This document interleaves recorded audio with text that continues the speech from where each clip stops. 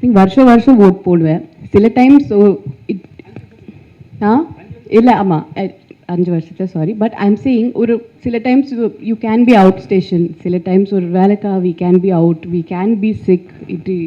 அது ஒரு it's like a private thing. Sometimes you're not always there in town also.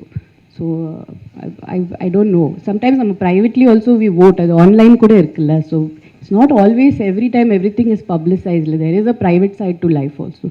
So I think we have to also respect that and give that space. அவங்க வந்து குடியுரிமை, அதாவது ஜனநாயகத்துக்கு உட்படுத்தப்பட்ட ஓட்டுரிமை, அவங்க வந்து அந்த குடியுரிமையை காப்பாற்றிக்கலன்னா அது வந்து அவங்க வந்து பொது சபையில் பேசுறதுக்கு இலகுவானவங்களாம் கிடையாது.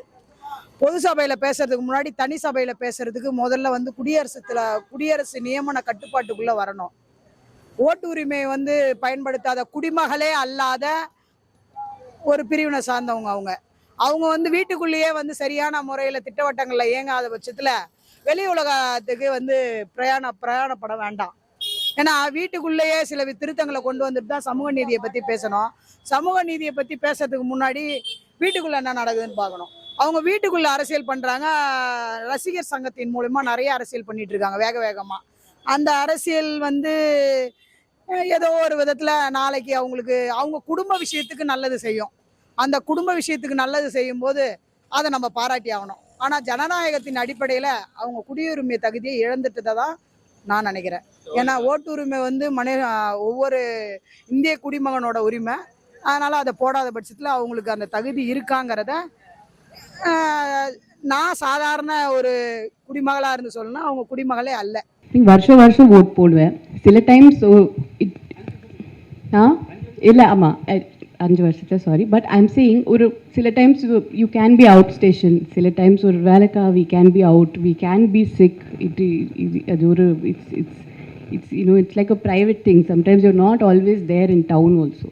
So I don't know. Sometimes privately also we vote. அது online கூட இருக்குல்ல. So it's not always every time everything is publicized. There is a private side to life also. So I think we have to also respect that and give that space. அவங்க வந்து குடியுரிமை, அதாவது ஜனநாயகத்துக்கு உட்படுத்தப்பட்ட ஓட்டுரிமை, அவங்க வந்து அந்த குடியுரிமையை காப்பாற்றிக்கலன்னா அது வந்து அவங்க வந்து பொது சபையில் பேசுறதுக்கு இலகுவானவங்களாம் கிடையாது. பொது சபையில் பேசுறதுக்கு முன்னாடி தனி சபையில் பேசுறதுக்கு முதல்ல வந்து குடியரசு நியமன கட்டுப்பாட்டுக்குள்ளே வரணும். ஓட்டுரிமை வந்து பயன்படுத்தாத குடிமகளே அல்லாத ஒரு பிரிவினை சார்ந்தவங்க அவங்க வந்து வீட்டுக்குள்ளேயே வந்து சரியான முறையில் திட்டவட்டங்களில் இயங்காத பட்சத்தில் வெளி உலகத்துக்கு வந்து பிரயாணப்பட வேண்டாம். ஏன்னா வீட்டுக்குள்ளேயே சில திருத்தங்களை கொண்டு வந்துட்டு தான் சமூக நீதியை பற்றி பேசணும்.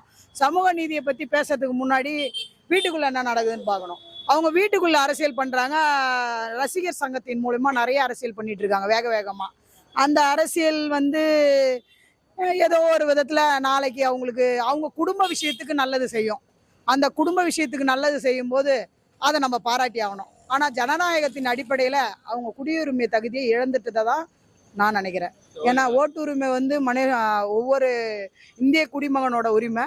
அதனால் அதை போடாத பட்சத்தில் அவங்களுக்கு அந்த தகுதி இருக்காங்கிறத நான் சாதாரண ஒரு குடிமகளாக இருந்து சொல்லணும்னா அவங்க குடிமகளே அல்ல.